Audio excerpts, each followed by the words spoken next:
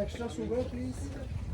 Change in plans हामी आइसलेक जाने भयौँ सबैजना नै द्याट वाज प्रिटी क्विक अब गाडीमा जाने अरे गाडीमा 75% अफ द रोड लिएर जान्छ अनि बाँकीको 25% चाहिँ हिँड्नुपर्छ अरे सो इट्स ओके अब जाने जे हुन्छ हेरिन्छ ओह्रालो मात्रै हिँड्ने भन्ने खालको कुरा भयो अब जाउँ आइहाल्छ गइदिउँ ठिक छ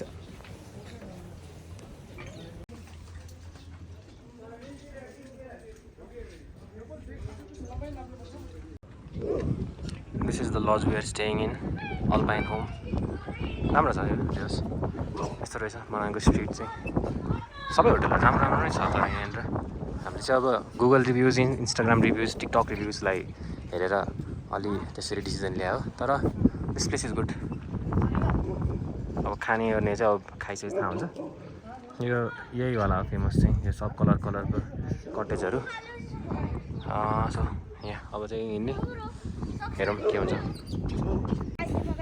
हामी जहाँसम्म गाडी आइपुग्छ गाडी बाइक जहाँसम्म आइपुग्छ त्यहाँ आइपुग्यौँ आइसलेक जानको लागि एउटा टी हाउस चाहिँ छ यहाँ लट्ठी अनि जीवनजल बोकेर आछौँ यस्तो छ भ्यू नाइस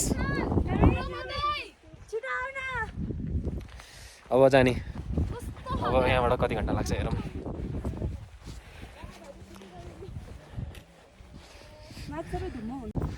यस्तो छ बाटो चाहिँ हिउँ अलिअलि देखिरहेछ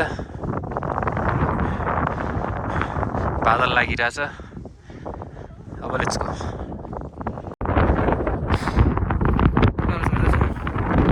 त्यहीँदेखि आउँदा नि सास फुलिसक्यो 2 घन्टा इजी लाग्छ भन्थ्यो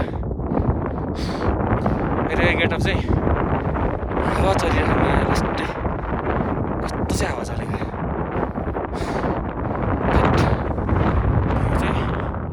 एकदम वर्थ एभ्रिथिङ भ्यू चाहिँ We are just chilling at 4,340 meters and we have some company. Chauri guy. Yes. These guys are just chilling here, man. कस्तो सक्यो क्या आनन्दले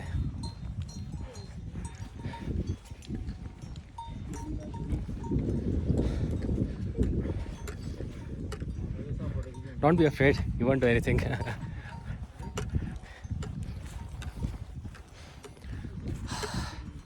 मैले कानमा छुट्टै टोपी लाएको छु ज्याकेटको टोपी छ अनि यो कवचको कवच लगाइरहेको छु त्यही पनि चिसो भइरहेको क्या ए होला अल्टिट्युडमा much more to go much more to conquer miles to go before Ice Lake. View को त के कुरा गर्नु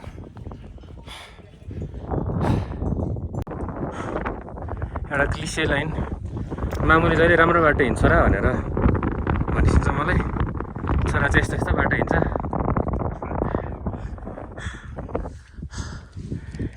यतापट्टि त राम्रै छ सबसे खतम भ्यू यही मात्रै हो अरू त सब ठिक छ टलल हिउँ टल्किरहेको जसले सोध्यो भने त्यही हो मात्र भन्छ भिडियो बनाइरहेको छ यार फोनको चार्ज सर्ट घटिसक्यो 4,580 मिटरमा आइपुग्यो हामी 4,600 हो आइस लेक भनेपछि नजिकै पुगिसक्यौँ हामी सबजना छुट्टेर कोही यो सर्टकट लिइरहेछ कोही थाकिरहेछ कोही भ्यू इन्जोय गरिरहेछ म यहाँ यस्तो बाटोमा मरा गर्दै हिँडिरहेछु यो त होला नि ट्रेक भनेको खानु नपिउनु हजुर लखर हिँड्यो भन्दै तर मैले बुझेको चाहिँ एकदम जीवनजल इज एक्चुअल जीवनजल कान छोप्ने चाहिन्छ नाकमुख छोप्ने चाहिन्छ अनि पोलराइज ग्लासेस प्लस हाम्रो यो ट्रेकिङ स्टिक यति चाहिँ चाहिन्छ यहाँ हिँड्न बाटो पत्ता लाउँदै हिँड्नु परेर let's go I see Ice Lake.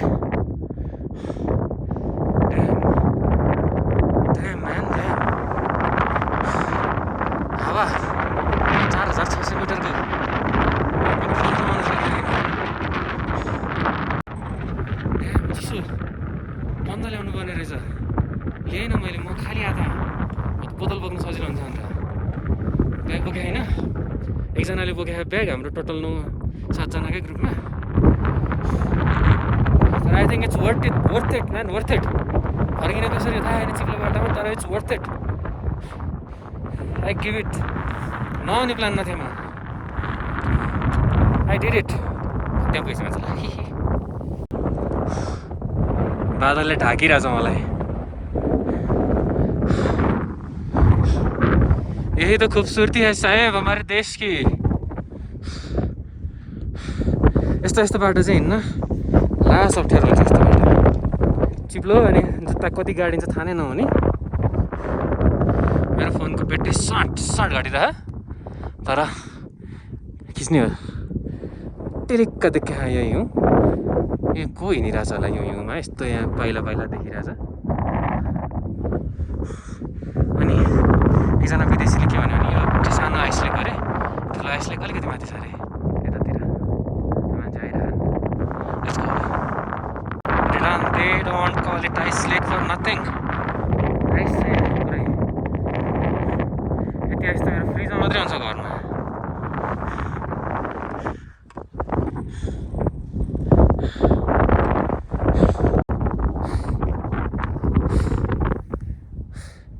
$4,600 meters ice lake done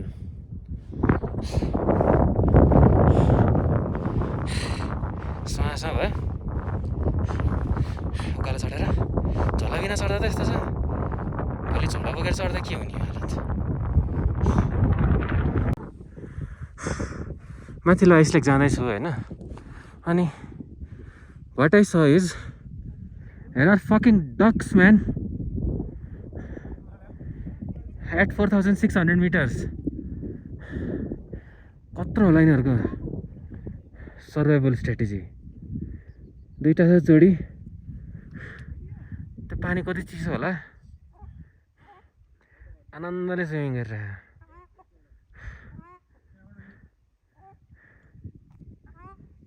सुनिन्छ है सुनिँदैन फोनमा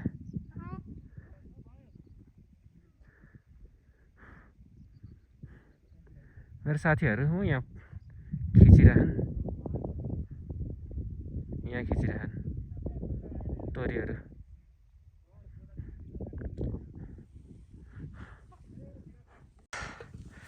मान्छे हिँडेपछि यस्तो ट्र्याक जस्तो बस्छ अलिअलि चिप्लो चाहिँ हुन्छ तर मोर सेफर देन यो आई गेस म यस्तोमा हिँडेको छैन मलाई हिँड्न डर लागिसक्यो यो is might be more safer म यसबाटै हिँडिरहेको छु म हिँडेछु फोटो नखिचिकन किनकि मलाई आँखाले क्याप्चर गर्नु छ क्या सबै कुरा फोटो त खिच्छु अहिले नखिच्ने होइन तर अब यो कुरा म फोटोमा कसरी बयान गरौँ के भनेर याद गरौँ क्या म फोटो भिडियोमा यो कुरा आँखाले देख्ने हो यो सुन्दरता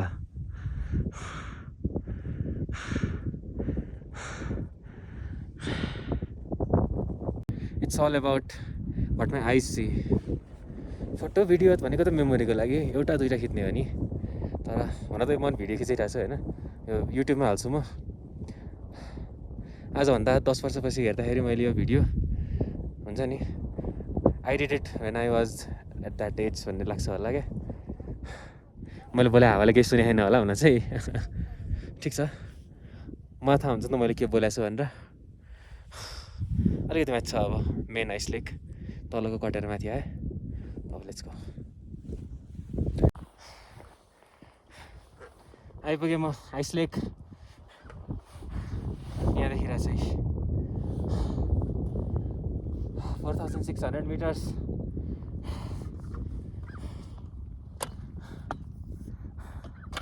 डिफिकल्ट होइन कि यो बाटो चिप्लो भएर गाह्रो हो क्या मेन बिस्तारै हिँड्दै आउँदा 2 घन्टामा इजी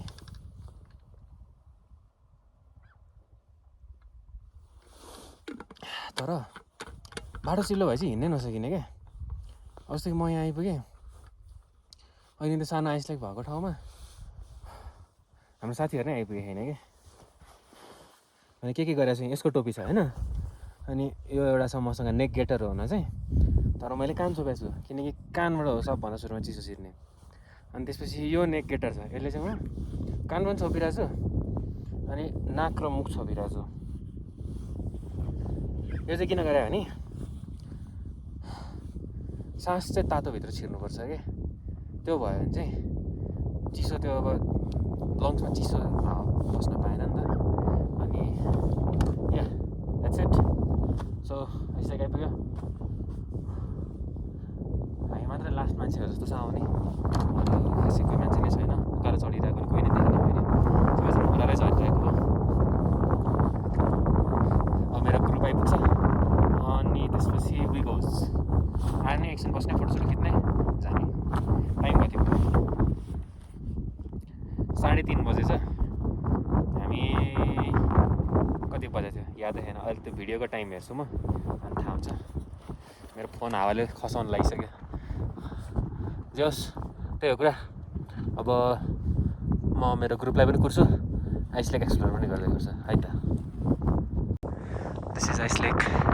मेरो फोनको चार्ज सर्ट घटिरहेको होइन, त्यही पनि म यसलाई त खिच्छु क्या।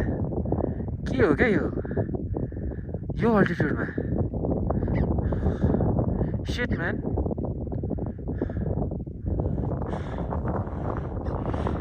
मेरो हात फ्रिज भइसक्यो चिसोले। यिनीहरू सर्भाइभ गरिरहेको यहाँ। एउटा अर्को उडेर आयो।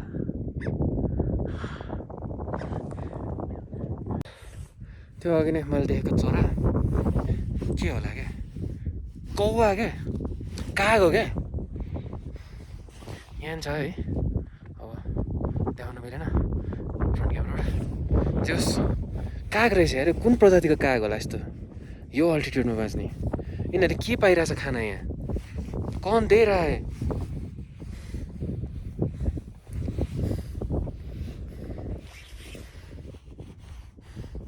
In the lap of Himalayas.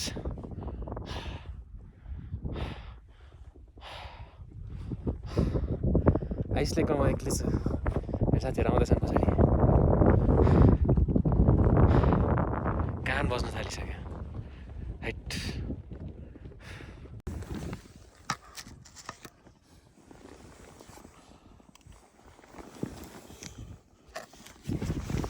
म है यहाँ आइसलेक एक्लै पुगेँ। आउँछन् होला भनेर बसेँ, आएनन्। गाँड फड्केको थियो मेरो। एकछिन त डर लाग्यो, किन आउँदैनन्, केही भइगयो कसो लाग्यो भनेर। अनि यति तल आएर हेर्छु आइरहन्। यहाँदेखि आवाज लगाएर जाने हो कि होइन भनेर सोधेको, जाने हो भन्छन्। अनि अब म के गरौँ? म धरम सङ्कटमा परेँ। अब फेरि जाउँ कि ओह्रालो झर्न थालौँ भनेर। फेरि जाउँ भने यहाँसम्म त केही छैन। त्यो लास्टको एउटा यो उकालो चाहिँ खै कता गयो? एउटा उकालो चाहिँ उकालो चढ्नु ठिक छ। ओह्रालो चढ्न चाहिँ जुत्ता मरा गर्दै। तर ग्रुप फोटो खिच्नु पऱ्यो, जाने त हो। अब यहीँ वेट गर्नु पऱ्यो गाइजहरूलाई। एकछिन त डर लागेर कहाँ गयो भनेर।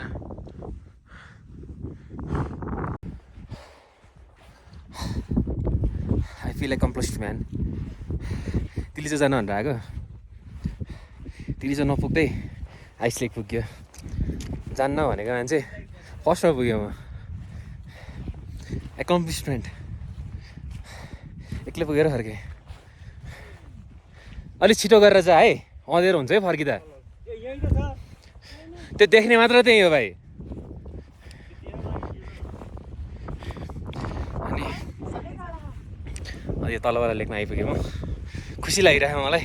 ज्यान दुखिरहेछ तर आई डिड इट। अलमल नगरिकन हिँड्दाखेरि केही होइन क्या।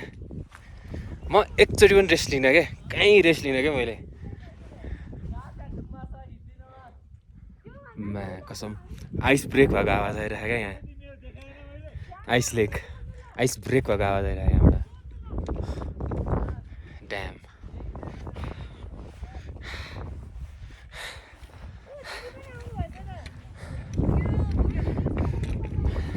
तपाईँहरूले त गिभअप हान्नु हो भन्ने सुनिरहेको थिएँ त मैले।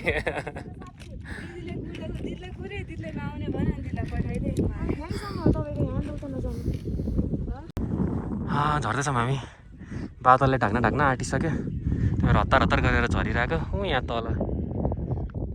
यति पुगेपछि लगभग उयो हो गाडी हाम्रो। ब्युटिफुल साइट अब हिलो मात्रै हिउँ छैन लास्टै हिँडियो हिउँमा मेरो गेटअप यही छ कहिले नाक खोल्ने कहिले फेरि छोप्ने नाकै रातो भइसक्यो मेरो नानी मस्त भात खाने सुत्ने आज आई डिजर्भ इट एकदम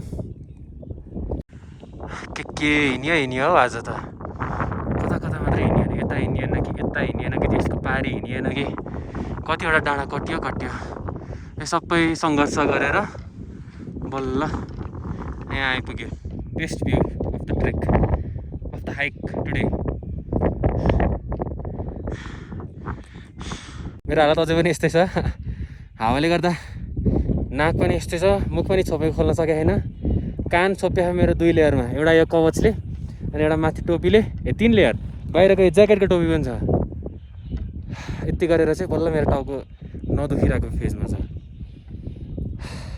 भोक चाहिँ लाग्यो तर अब यहाँबाट त गुटुङटुङ ओह्रालो हो पिनट बिस्किट छ मसँग बाँडिरहेको छु सबैजनालाई अब जानै बस्ने गाडीमा हा best part of the trip is always the गाडी आइपुग्यो गाडीमा अब बसेर जाने धेरै भयो आज के लिए इतना ही अघि नै यो हिमालहरू देखिरहेको अहिले बादल सादल लाखा थ्याङ्क यू